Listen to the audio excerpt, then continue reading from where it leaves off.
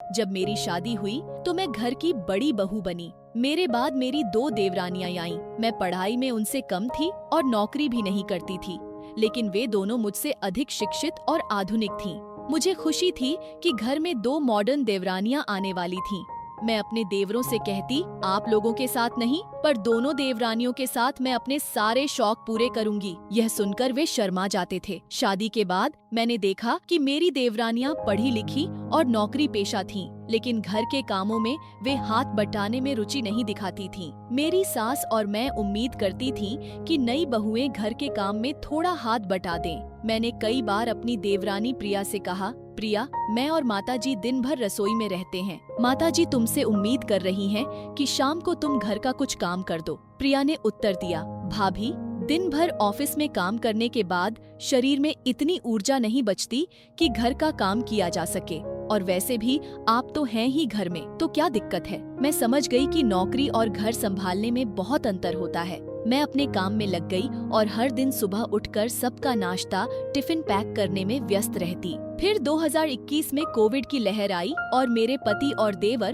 दोनों इसकी चपेट में आ गए। उन्हें जिला अस्पताल में भर्ती किया गया। मेरी देवरानी अपने पति को अपने मायके ले गई और वहाँ प्राइवेट डॉक्टर से इलाज कराने लगी। मेरे पति की स्थिति बिगड़ने लगी, जबकि देवर की स्थिति सुधर रही थी। मैंने देवरानी से कहा, तुम्हारे भैया जी को भी इन्हीं डॉक्टर को दिखाते हैं, शायद वे ठीक हो जाएं। देवरानी ने उत्तर दिया, दीदी, डॉक्टर एक दिन का 3,000 लेता है, 2,000 की दवाइयाँ हैं और 2,000 का ऑक्सीजन सिलेंडर। क्या आप ये सब खर्चे देख लेंगी? यह सुनकर मुझे एहसास हुआ कि मैं ये खर्च कैसे उठाऊंगी। मेरे पास तो आय का कोई स्रोत ही नहीं था। भगवान की कृपा से मेरे पति और देवर दोनों ठीक हो गए और घर वापस आए। देवरानी का ऑफिस भी 1 महीने बाद खुल गया। सुबह उठकर उन्होंने मुझसे कहा, भाभी, आज लंच बना दीजिएगा, ऑफिस खुल गया है। मैंने जल्दी जल्दी सब बनाया। जब वे ऑफिस जाने लगी तो मुझसे टिफिन मांगा। मैं देने जा रही थी, तभी पिताजी की आवाज आई, सुमन बेटी, रुको। मैंने पूछा, क्या हुआ पिताजी? उन्होंने कहा, अगर इन्हें लंच ले जाना है तो ये खुद बनाएं। कल से ये जल्दी उठें और अपना लंच बनाकर ले जाएं। शाम को जब हम सब खाने पर बैठे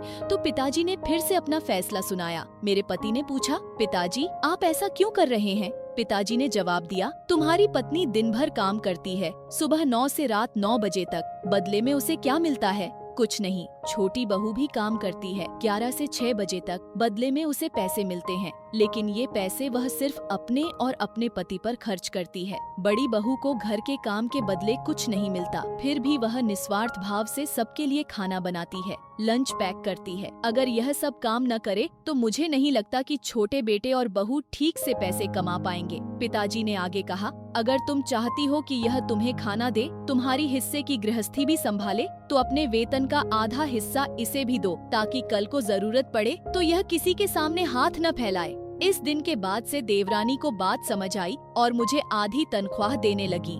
पिताजी के इस कदम से छोटी बहू संतुष्ट हो गई, क्योंकि उसे पता था कि ऑफिस में कुछ भी हो जाए, घर देखने वाला कोई तो है और मैं संतुष्ट हूँ, क्योंकि अब किसी आर्थिक जरूरत के लिए मुझे किसी के सामने हाथ फैलाने की जरूरत नहीं है। इस कहानी से हमें सीख मिलती है कि परिवार में हर सदस्य की भूमिका महत्वपूर्ण होती है और हमें एक दूसरे की मदद करने और समानता बनाए रखने की आवश्यकता है।